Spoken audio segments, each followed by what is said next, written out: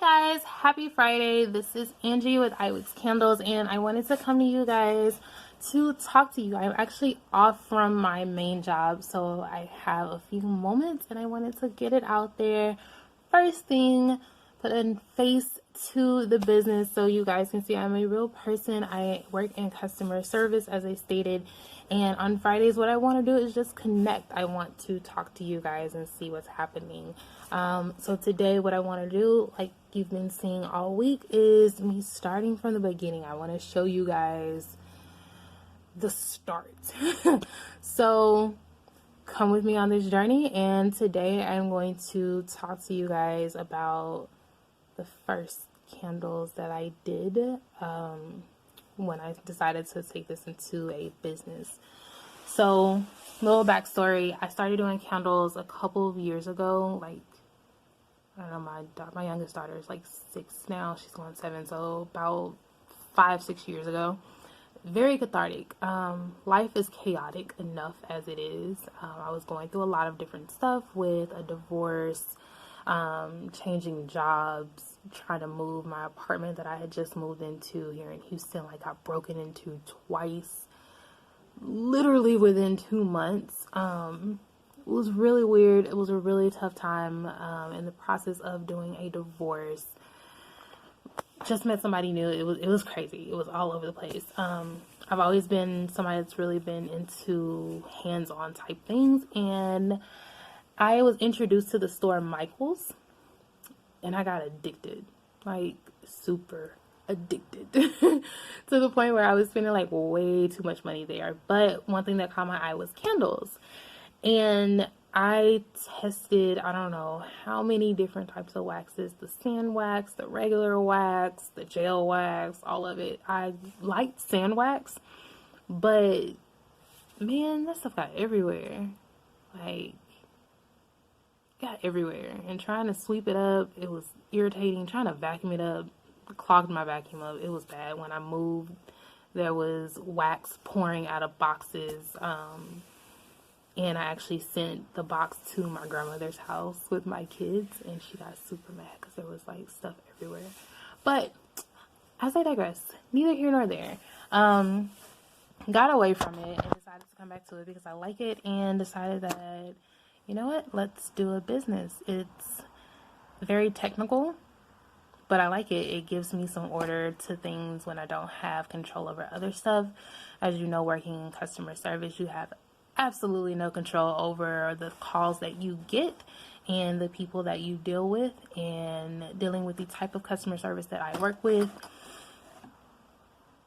Yeah, it's really escalated. So candles was a way for me to just focus on something else, where it was boom, boom, boom, and 1 + 1 = 2. That's just what it was. So let's jump into it. All right, guys. So I am going to show you some of the first ever candles that I did once I decided to start this business. So this was actually number 1, as you can see there. This one was actually done on November 23rd of last year, actually. I did about, I don't know, maybe like a month or so of straight research, YouTube's, all kind of stuff. My guy made it very clear that I needed to do my homework on all of this to make sure it was something that I wanted to do, and it definitely was. And this is the box of failed test, possibly. But anyways, this one was the first one done on November 23rd. Kind of just some of the stuff that I used. This and this one actually mimic each other. I did 2 of each. I really don't know why, but I did 2 of each. 1.6 ounces of fragrance. I used a wick sticker, which I regretted instantly when I did a smaller one, I think.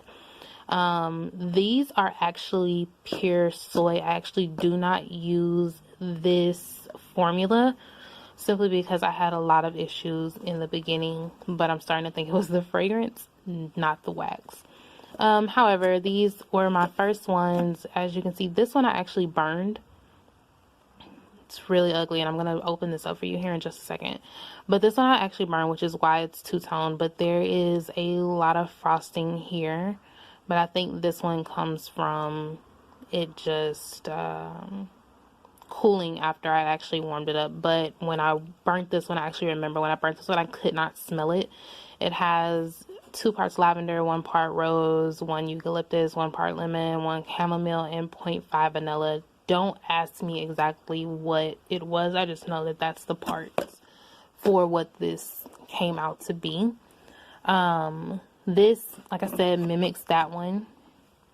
I just made 2 for whatever reason, but it was a generic wick. I used Amazon wick, and I'm gonna open this up so that you guys can see it. I burned it a little bit, burned it down. I think it was full to maybe like here or something. And I actually might go back to these jars. I'm not sure. It's just everybody uses these jars. I really don't like them. But Amazon wick, very, very small. But you see that? You guys would kill me if I tried to sell this to you when I launched. Like, I wouldn't do that to you guys. This, what you see here, is called frosting. It's a natural characteristic of soy. However, I have worked and worked and toiled and toiled and toiled to try to minimize this in my candles, and so far what I'm doing is working, so super stoked about that. I can smell this one a little bit even now, and this has been sitting for almost 2 months, but I'm curious to see how it burns 2 months later. This one is the same, so I'm not going to open up this one. This one, yeah, this one was a generic wick as well. If you look here, I actually told you, I added FO at 175 and I poured at 170. I poured really high on these too. That may have been part of my problem. So that was the first and second candles that I did. Number 3, I don't know what the heck are in these, but I did this one at 180, 145, and 130. I'm actually going to put number 4 up because it's the exact same thing, but I am going to show you number 6 for a very specific reason. So, like I told you guys, candles, it's a science, and once you figure out the formula, 1 + 1 = 2 every single time. But sometimes your 1 + 1 doesn't mean the same as somebody else's 1 + 1. However, in this case, I tried 2 different formulas as far as melted both to 180. I added my fragrance on this one at 145 and my fragrance on this one at 130. And this is where it gets interesting, because I poured at 130 and poured at 119 on this one. So let's see how number 6 looks. Number 6 kind of looks okay. And I can actually kind of smell this one. Again, I don't know what's in here. I'm almost certain this is one of the ones that my kids kind of came up with their own ordeal. This one looks kind of grainy, but still okay. There is no frosting. Few wet spots, but no frosting. Again, guys, don't judge me, please. It was in my early times. But yeah. And I used really ugly sealant on this one before I got my sealant that I use now, which is clear so you guys won't see it. But anyways, I'm gonna actually test burn these because I would like to see how these burn. I never burned these at all, and these are from November 26th. And I'm gonna hurry up with this video because my battery is dying because I've been at work all day, and yeah, I didn't do what I was supposed to do. So what I did want to show you guys, when I first got started, I asked a few of my friends to test some of my candles, and I really want to thank Ashlyn, Priscilla, and Gerald for doing that, because you guys helped me so much.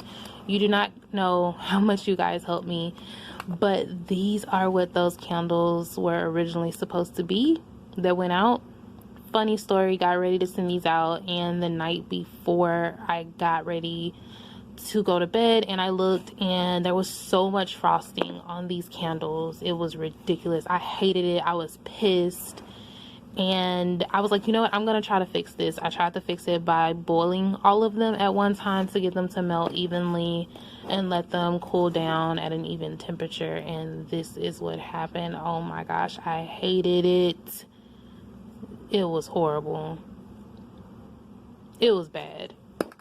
It was just bad. But ended up not sending these out at all. I tried a few different wicks. I tried wood wicks. I actually never intended to send the wood wicks out because the ones that I tested at the house would not stay lit. See, I tried testing this one, and this is before I found out that I should be warming up my jars as well. Again, early stages. But I even wrote a note that it won't stay lit. So I decided I wasn't going to send those out at all. But yeah. And these are all very, very fruity smelling. So I'm going to close these back up. It's becoming overpowering as I speak. But yeah, this is what happened to the first batch of candles that I was supposed to send out. But again, thank you guys for helping me in the early stages. Again, still looking for testers for all candles that I'm doing, and we're going to be rolling this out in batches as I get new fragrances on the market. The first ever melt or idea that I had for whipped topping, I actually did not put any fragrance in this, but I was playing with glitter and it started tunneling. Even though I know it's early, the wick wasn't a good wick on this one. I'm almost certain that this was one of my generic wicks, and after I did this as well, I realized I couldn't close the tin, so that went belly up. This one is actually the wrong cap. I actually tried to do my coffee, and it literally burnt the hole straight through. So this one did not work, and this one is actually still really strong, which is why this one is capped. Really, really strong.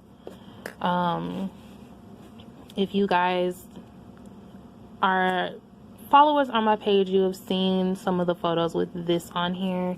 I've actually decided to change this label, and I didn't like it at all, and now I am doing these from Avery. Really like those, and got ribbon. I like this purple ribbon, but it's too thick, so I'm actually switching over to blue. But the original labels that I wanted were these. Yeah, these were the original labels. So didn't work out. That I didn't like, so changed the labels, and that was that. So as I stated, guys, I started just because I do this for my kids. I definitely want to show all customer service representatives out there across the country, across the world, even though I won't be selling to the world as of just yet. If you work in customer service anywhere, your stress levels are through the roof, and you are the most underappreciated person at your company. I will say it. You're underappreciated, but iwicscandles, we appreciate you because we feel your pain. You are the frontline battle star of your company. Definitely wish these companies would appreciate you guys a lot more. I definitely appreciate you for everything you do. Anytime I call a company and get great customer service, I make sure that I leave a survey. Those surveys mean a lot. Working in customer service, like I said, it's stressful, you know, and you guys, you get up every single day and you deal with it and you take it like a champ, you know. So it's awesome. I'm all for it. I appreciate you guys to the fullest, not just for supporting me and watching this video and supporting what I'm trying to do, but for what you do in your company every single day. I know it gets hard. I know it gets stressful. I know that sometimes we're left sitting there like, what?